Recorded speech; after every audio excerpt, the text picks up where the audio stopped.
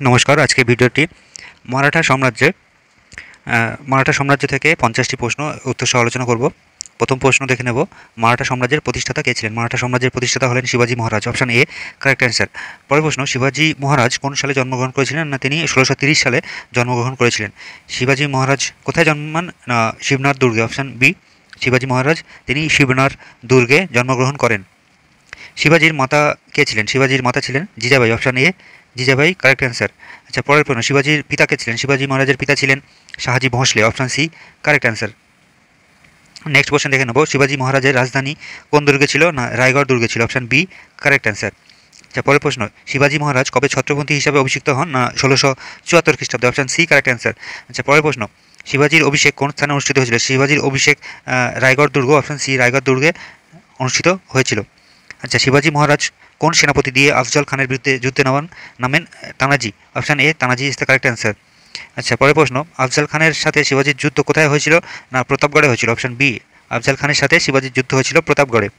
আচ্ছা, পরের প্রশ্ন দেখে নেব, শিবাজী মহারাজ কোন গুরু থেকে শিক্ষা গ্রহণ করেছিল? শিবাজী মহারাজ তিনি রামদাস স্বামী থেকে। অপশন এ রামদাস স্বামী থেকে তিনি শিক্ষা গ্রহণ করেছিলেন। আচ্ছা, পরের প্রশ্ন, শিবাজীর সেনাপতি নেতাজি পালকার কিসের জন্য বিখ্যাত ছিল? নেতাজি পালকার গরিলা যুদ্ধের জন্য প্রসিদ্ধ ছিল। অপশন বি, গরিলা যুদ্ধের জন্য তিনি প্রসিদ্ধ ছিলেন। আচ্ছা, পরের প্রশ্ন, শিবাজী কোন কৌশল অবলম্বন করে মুঘল ও বিজাপুর বাহিনীকে দুর্বল করেছিল? শিবাজী কোন কৌশল অবলম্বন করে তিনি গরিলা যুদ্ধ কৌশল ব্যবহার করেন, গরিলা ট্যাকটিক্স ব্যবহার করে তিনি মুঘল ও বিজাপুর বাহিনীকে দখল করেছিল? আচ্ছা, পরের প্রশ্ন, শিবাজীর প্রধান নৌবাহিনীর প্রধান কে ছিলেন? শিবাজীর প্রধান নৌবাহিনীর প্রধান কে ছিলেন? না, Kanhari Angre. Option Kanhari Kanhoji Angre. Option C is the correct answer. আচ্ছা, পরের প্রশ্ন, শিবাজী কোন মুঘল সেনাপতির সাথে পুরন্দরের চুক্তি সই করেছিলেন? না, রাজা জয়সিংহের সাথে। মুঘল সেনাপতি রাজা জয়সিংহের সাথে পুরন্দরের চুক্তি স্বাক্ষর করেছিলেন। আচ্ছা, পুরন্দরের চুক্তি কত সালে হয়? পুরন্দরের চুক্তি হয়েছিল 1665 সালে। অপশন বি, 1665 সালে পুরন্দরের চুক্তি হয়েছিল। আচ্ছা, নেক্সট কোশ্চেন দেখে নেব, আওরঙ্গজেব শিবাজীকে কোন শহরে বন্দী করে রেখেছিলেন? আওরঙ্গজেব শিবাজীকে আগ্রা শহরে বন্দী করে রেখেছিলেন। অপশন এ আগ্রা শহরে বন্দী করে রেখেছিলেন। আগ্রা থেকে শিবাজী কিভাবে পালিয়ে গেছিলেন? আগ্রা থেকে তিনি একটি ফলের ঝুড়িতে করে পালিয়ে গিয়েছিলেন। আচ্ছা, পরের প্রশ্ন দেখে নেব, শিবাজীর মৃত্যুর পর কে সিংহাসনে বসেন? শিবাজীর মৃত্যুর পরে সম্ভাজি সিংহাসনে বসেন।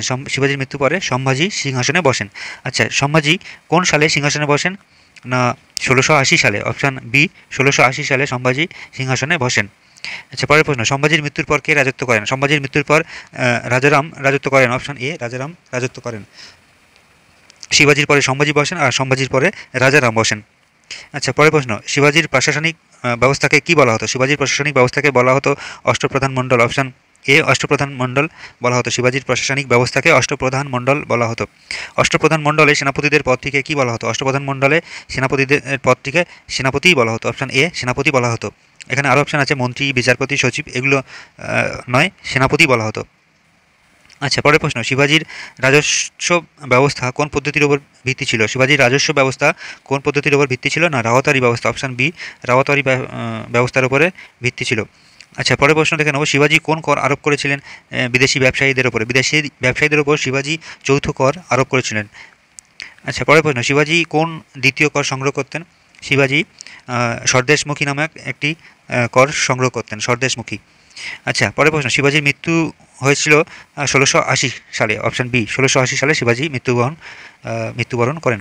আচ্ছা, সম্ভাজিকে অরঙ্গজেব কোন সালে মৃত্যুদণ্ড দেন? সম্ভাজিকে অরঙ্গজেব 1689 সালে মৃত্যুদণ্ড দেন। Option B correct answer. আচ্ছা, পরের প্রশ্ন, মারাঠাদের রাজধানী প্রথম কোথায় ছিল? মারাঠাদের রাজধানী ছিল রায়গড়ে। Option B Raigad. মারাঠাদের রাজধানী ছিল রায়গড়ে। পরে মারাঠাদের রাজধানী কোথায় স্থানান্তরিত হয়? পরে মারাঠাদের রাজধানী স্থানান্তরিত হয় সাতারাতে। অপশান এ সাতারাতে স্থানান্তরিত হয়। প্রথম ছিল রায়গড়ে, পরে সাতারাতে স্থানান্তরিত হয়।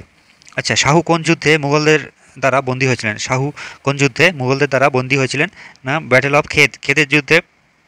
অপশান এ ব্যাটেল অফ খেদ, খেদের যুদ্ধে মুঘলদের দ্বারা বন্দী হয়েছিলেন শাহু। আচ্ছা, শাহু কোন সালে মুক্তি পান? শাহু মুক্তি পান 1708 সালে। অপশান সি, 1708 সালে শাহুজি মুক্তি পান। আচ্ছা, শাহুর সময় মারাঠাদের প্রথম পেশোয়া কে ছিলেন? শাহুর সময় মারাঠাদের প্রথম পেশোয়া ছিল বালাজি বিশ্বনাথ। অপশান এ শাহুর সময় মারাঠাদের প্রথম পেশোয়া ছিলেন বালাজি বিশ্বনাথ। আচ্ছা, বালাজি বিশ্বনাথকে কি উপাধি দেওয়া হয়েছিল? না পেশোয়া উপাধি দেওয়া হয়েছিল। অপশান বি, বালাজি বিশ্বনাথকে পেশোয়া উপাধি দেওয়া হয়েছিল। আচ্ছা, পরের প্রশ্ন দেখে নেব। বাজিরাও এর সময় মারাঠাদের প্রভাব কোন নদী পর্যন্ত বিস্তৃত ছিল? বাজিরাওয়ের সময় মারাঠাদের প্রভাব কোন নদী পর্যন্ত বিস্তৃত ছিল? না যমুনা নদী পর্যন্ত। অপশান বি, যমুনা নদী পর্যন্ত মারাঠাদের প্রভাব বিস্তৃত ছিল। আচ্ছা, বাজিরাও কাকে বিয়ে করেছিলেন যিনি মস্তানি নামে পরিচিত? বাজিরাও মস্তানি কাকে বিয়ে করেছিল? না মস্তানিকে বিয়ে করেছিল। মাস্তানি, বাজিরাও মাস্তানিকে বিয়ে করেছিলেন। আচ্ছা, পরের প্রশ্ন দেখে নেব। বাজিরাওয়ের মৃত্যু হয়েছিল কত সালে? না 1740 সালে। In which year did Bajirao die? Option B, 1740 সালে। আচ্ছা, বাজিরাওয়ের উত্তরসূরি কে ছিলেন? বাজিরাও উত্তরসূরি ছিলেন নানা সাহেব। অপশান এ, নানা সাহেব। বাজিরাওয়ের প্রথম বাজিরাওয়ের উত্তরসূরি ছিলেন নানা সাহেব। আচ্ছা, নানা সাহেব কোন যুদ্ধে মারাঠাদের নেতৃত্ব দেন? নানা সাহেব পানিপথের তৃতীয় যুদ্ধে। Option B, third battle of Panipat. পানিপথের তৃতীয় যুদ্ধে নানা সাহেব মারাঠাদের নেতৃত্ব দেন। আচ্ছা, পরের প্রশ্ন। পানিপথের তৃতীয় যুদ্ধে মারাঠাদের প্রধান সেনাপতি কে ছিলেন? প্রধান সেনাপতি ছিলেন সদাশিব রাও ভাউ। অপশান বি, সদাশিব রাও ভাউ মারাঠাদের সেনাপতি ছিলেন। আচ্ছা, পানিপথের তৃতীয় যুদ্ধে মারাঠাদের পরাজয়ের প্রধান কারণ কী ছিল? পানিপথের তৃতীয় যুদ্ধে মারাঠাদের পরাজয়ের প্রধান কারণ ছিল খাদ্য সংকট হয়েছিল, তারপরে মৃত্যুদের বিশ্বাসঘাতকতা ছিল, আর দুর্বল নেতৃত্ব ছিল, weak leadership, betrayal of allies, আর ল্যাক অফ ফুড। এই তিনটি অর্থাৎ উপরের সবকটি। Option D correct answer. আচ্ছা, পরের প্রশ্ন। পানিপথের তৃতীয় যুদ্ধ কোন সালে হয়েছিল? পানিপথের তৃতীয় যুদ্ধ হয়েছিল 1761 সালে। Option C correct answer. আচ্ছা, পরের প্রশ্ন দেখে নেব। পানিপথের যুদ্ধের সময় মারাঠাদের প্রতিদ্বন্দ্বী কে ছিলেন? পানিপথের যুদ্ধে সময় মারাঠাদের প্রতিদ্বন্দ্বী ছিলেন আফগানরা। অপশান বি, আফগানরা ছিলেন। আহমদ শাহ আবদালি ছিলেন। আফগানদের সম্রাট আহমদ শাহ আবদালি ছিলেন। আচ্ছা, মহাদজি শিন্ডে কোন যুদ্ধে মারাঠাদের পুনরায় শক্তিশালী করেন? তিনি লাউসার যুদ্ধে, ব্যাটেল অফ লাওয়ারিসের যুদ্ধে। Option B, battle of Laswari. Sorry. Next question দেখে নেব। মহাদজি শিন্ডে কোন যুদ্ধে মারাঠাদের পুনরায় শক্তিশালী করেন?